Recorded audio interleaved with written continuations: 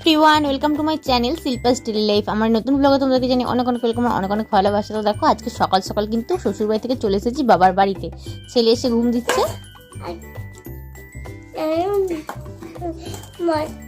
এখানে আমরা মুড়ি নিয়ে বসে গেছি। রাই নিয়ে এসছে আলু ভাজা দিয়ে, ধনেপাতা কুচি, চানাচুর দিয়ে মুড়ি আর মটরশুঁটি।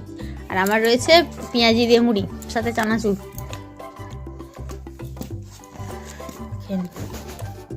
বন্ধুরা, দুপুরবেলা মা এখানে বানিয়েছিল আলু ভাজা, পেঁপে সেদ্ধ, এখানে হয়েছিল মাংস। আর কিছু সেভাবে বানাতে পারিনি, কারণ কি আজকে আমাদের গ্যাস শেষ হয়ে গেছে, উনুনে রান্না করতে হয়েছে। তো এটাই হয়েছিল আজকে আমাদের দুপুরের সিম্পল মেনু। এখন কিন্তু বেজে গেছে সন্ধে প্রায় 6:30। আর দেখো এইদিকে রাইসোনা সেজে সেজে কেমন সুন্দর সেজেছে, দেখো তোমরা দেখো, দেখলে বুঝতে পারবে। হ্যাঁ, সুন্দর সেজেছে তো, রাধারানী সেজেছে। ওর পিসি ওকে ফিতে দিয়ে বউ বানিয়ে দিয়েছে। হ্যাঁ, সুন্দর করে দিয়েছে। আর এইদিকে আমি বসে রয়েছি। আর কালকে তো চলে এসেছি, কালকে নয় আজকে সকালবেলা ফিরলাম এখানে। আর অন্যান্য সময় যখন প্রত্যেক বছর মেলা যেতাম, অনেক ধরনের কাপ প্লেট নানা রকম জিনিসপত্র কিনতাম, কিন্তু এই বছর সেসব কিছু কিনতে পারিনি, কারণ কি ছেলেকে রেখে গিয়েছিলাম বোনের কাছে। তো কান্নাকাটি করছিল বলে তাড়াতাড়ি চলে এসেছি। কিন্তু ছেলের জন্য দুটো মাত্র খেলনা কেনা হয়েছে, আর আমি একটা সাজার জিনিস কিনেছি, বাট সেটা এখন কাছে নেই, তাই শেয়ার করতে পারছি না। আর আমার ছেলে তো এখন খুবই ছোট, সেরকমভাবে কী জিনিস নিয়ে খেলবে সেরকম কিছু ধরতেও শেখেনি। তো সেই কারণে মা এই ঝুমঝুমিটা ওকে একদিন কিনে দিয়েছে। কালী পুজোর দিন মেলায় গিয়ে এটা কিনেছি, এই যে এটা কেনা হয়েছে, মা কিনে দিয়েছে। আর কালকে আমি আর আমার বর বেরিয়েছিলাম, এটা কিনেছি। এই যে এটা কিন্তু নড়ে, এদিক ওইদিক নড়ে।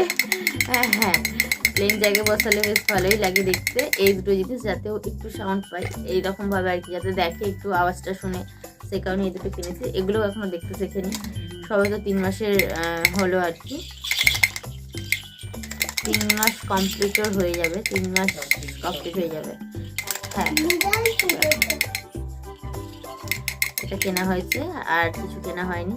তো এখন আমার ছেলে ঘুমিয়েছে, আমি বসে আছি। আর সেখানে তো প্রচণ্ড কান্নাকাটি করেছিল, সেই কারণে বাবার বাড়িতে চলে আসলাম তাড়াতাড়ি, অচেনা জায়গা।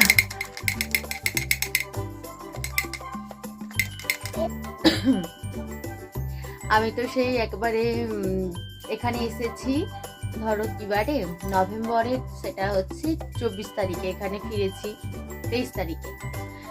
24 তারিখে ছিল আমার অ্যানিভার্সারি।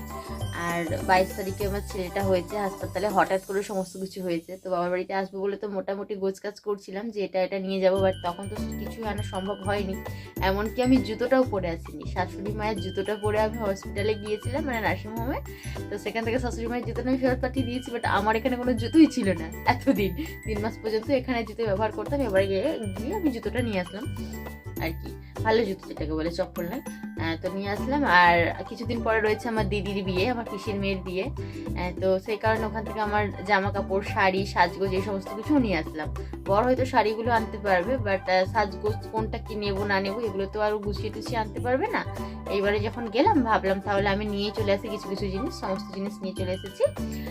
চলো, এই দিকে অনেকগুলো ব্যাগপত্র হয়ে গেছে, 3-4টে ব্যাগ নিয়ে গেছিলাম, আর আবারও 3টে ব্যাগ নিয়ে আসলাম। নাহলে আমার ছেলের জিনিসপত্র একটা ব্যাগে ধরে গেছিলো, কারণ কি ওখানে বেশ কিছু কাঁথা বানানো হয়েছে, আর কয়েকটা কাঁথা বাড়ি থেকে বানিয়ে নিয়ে গেছিলাম।